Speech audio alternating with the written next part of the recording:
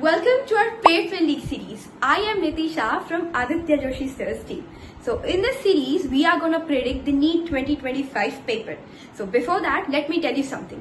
In NEET 2024, Aditya Sir have given us few list of topics from which 160 plus marks in physics and 150 plus marks in chemistry have been asked as it is in NEET 2024 paper. So even this year, Sir have shortlisted few topics which are going to be asked exactly same in NEET 2025 paper.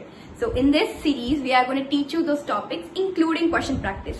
So make sure you subscribe our channel. Also click on the bell icon to get notification and let's get started.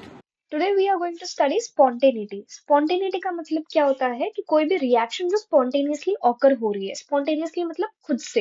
अब कोई भी reaction को spontaneously occur होने के लिए हमें तीन चीजें देखनी पड़ती है। एक तो डेल्टा एच पॉजिटिव है नेगेटिव है, डेल्टा एस, डेल्टा जी, और साथ में हमको देखना पड़ता है टेम्परेचर। ठीक है, तो अभी ये जो चार्ट है you have to mug it up, लेकिन उससे पहले हम लोग थोड़ा क्वेश्चंस डील कर लेंगे तो थोड़ी क्लियरिटी आ जाएंगी। ठीक है, सबसे पहला क्वेश्चन क्या है? It is a diagram based question. इसके अंदर this is a direct theoretical point कि अगर कोई भी रिएक्शन को एक्सोथर्मिक होना है तो H of reactant should be more than H of product. So this is a direct theory question. Then next is, which of the following process is a non-spontaneous process? Non-spontaneous process, flow of heat from a cold body temperature to a hot body.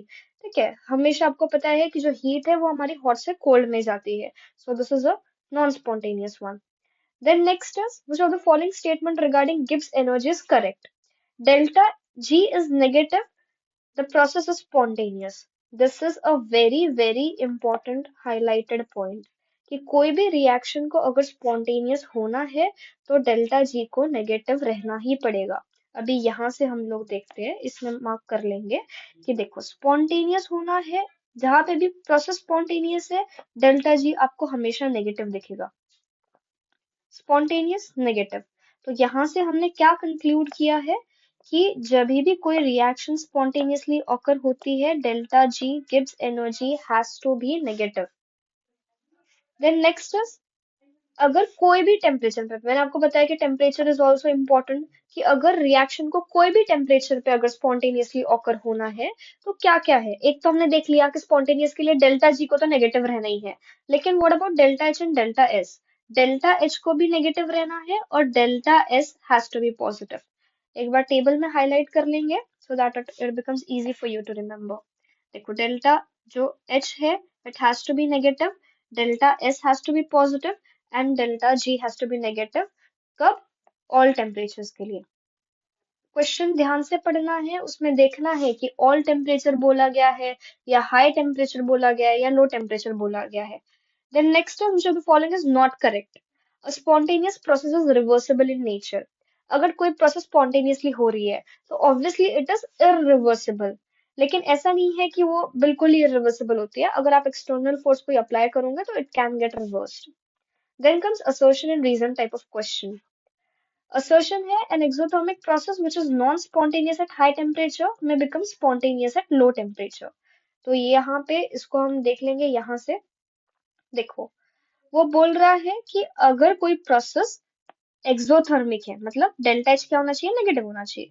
तो अगर negative delta H non spontaneous है high temperature पे तो वो low temperature पे spontaneous बन सकता है। So it is correct. ठीक है, तो यहाँ पे assertion is true. Then reason क्या है? Spontaneous process is an irreversible process and may be reversed by some external agency.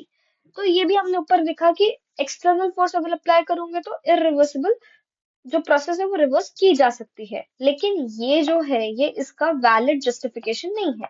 दोनों भी ट्रू है but it is not the valid justification. ठीक है, देन नेक्स्ट इज assertion है if both delta H and delta S are positive then reaction will be spontaneous at high temperature। अभी हमने ऊपर ही देखा, देखो वापस से एक बार हाईलाइट कर देंगे कि अगर डेल्टा H और डेल्टा S ये दोनों पॉजिटिव है तो हाई टेम्परेचर पे स्पॉन्टेनियस रिएक्शन हो सकती है। ठीक है, this is absolutely possible. All processes with positive entropy change are spontaneous. अभी ये जो है ये स्टेटमेंट फॉल्स है। उसने बोला है कि अगर पॉजिटिव रही डेल्टा एस तो स्पॉन्टेनियस ही रहेगा, क्या नहीं है ऐसा।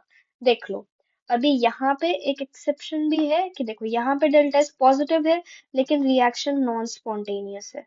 डेल्टा एस पॉजिटिव लेकिन रिएक्शन इज नॉन स्पॉन्टेनियस। ठीक है, तो ऐसा जरूरी नहीं है कि डेल्टा एस हमेशा पॉजिटिव रहा तो रिएक्शन स्पॉन्टेनियस ही रहेगी। Then next is, what will be the signs of delta H and delta S when NaOH is dissolved in water? तो NaOH जो है उसका डिसोल्यूशन जो है एक्सोथर्मिक रिएक्शन है तो डेल्टा H इज नेगेटिव, और ये स्पॉन्टेनियसली होता है तो delta S has to be positive, ये हमने ऊपर ही देखा था।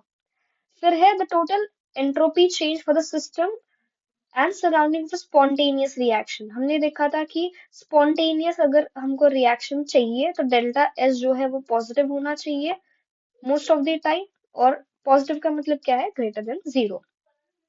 ठीक है, अब इसके बेसिस पे यू हैव टू